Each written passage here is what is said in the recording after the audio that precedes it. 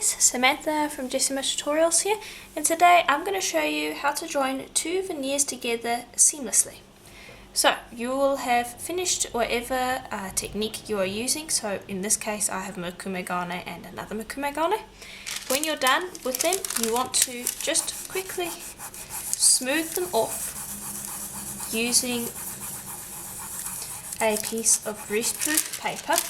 And this is just going to smooth out any cracks or things like that. And it's always good to do that. Like that one had a bit of a divot there. I've just smoothed that out. And I'll repeat on the side as well. It's always good to do this. And you're also going to be warming up your veneers if you haven't used them in a while. Let's say maybe you put them into storage. It's always good to do that as well.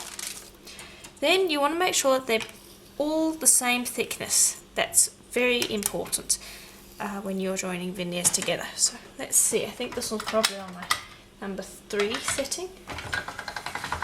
Yes, that is. Want to check this one? Yes, that's on my number 3 setting as well. So if they weren't the same thickness, you want to run them both through on the same thickness on the pasta machine so that they're both the exact same thickness. Then you can do multiple things. So let me just cut this in half. And I want to cut this one in half so I can demonstrate 2 ways of doing this. So the first way, as you've seen here, is to just cut a simple straight line and pop them together like so. Then grab your wax paper again and along that line burnish. And you want to be quite firm when you're doing this, so that those two are joined together. And now you should have no line there. And then sometimes, depending on how old the clay is, this one's been lying around for maybe around 3 months, I will burnish it on the back as well. And then of course, because you have these two veneers and they weren't originally together, you will want to put a backing on this before you cut out a bead. But sometimes you don't want to put the backing on immediately and you want the two veneers to sit together. So what you would do now is you would do whatever you need to do, or if you're perfectly happy with them the way they are, just put a piece of solid clay over both of them so that it keeps them together when they are baked, because if you don't, you can have a weak spot over here. But that is how you smoothly join two veneers.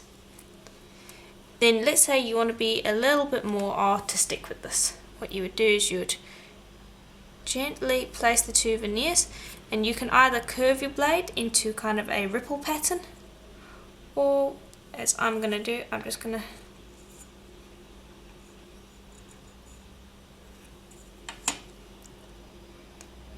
cut out a pattern.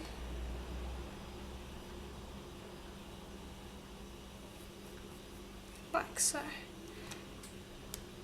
And you all do that quickly because you don't want your two veneers sitting together, because they can bond together because clay sticks to clay.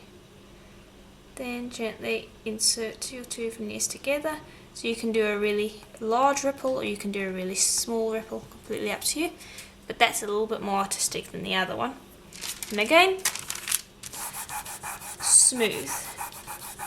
And again with these, you would put a backing on them so you don't have a weak spot there when your veneers are baked into a project. And then what you can also do, if you wanted to be a little bit more artistic and maybe it called for it in the project, is you can have canes going along this line. So I want to bring over a demonstration of that. Okay, so I'll bring those over in just a second. I just want to show you how these two look next to each other.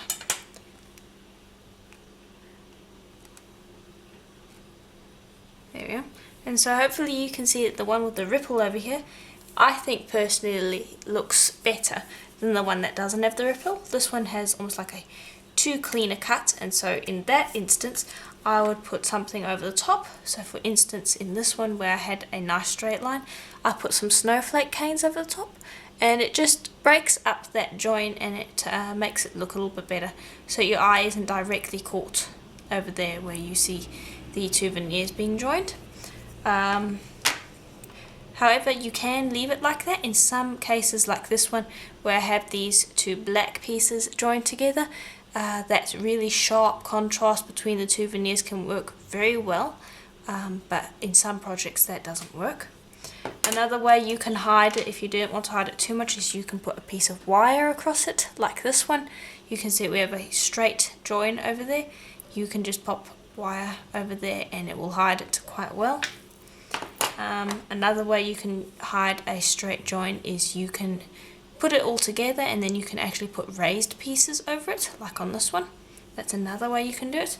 So there are lots of ways that you can do it, and if you don't want to do that and you just want to have the two veneers joined together and you want nothing over the top and you don't want it to be too sharp, you can just create this kind of ripple cut and it looks really cool.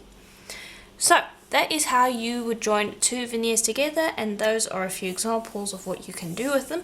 And so I hope this tutorial was helpful to you, and I'll see you in the next one. Bye for now.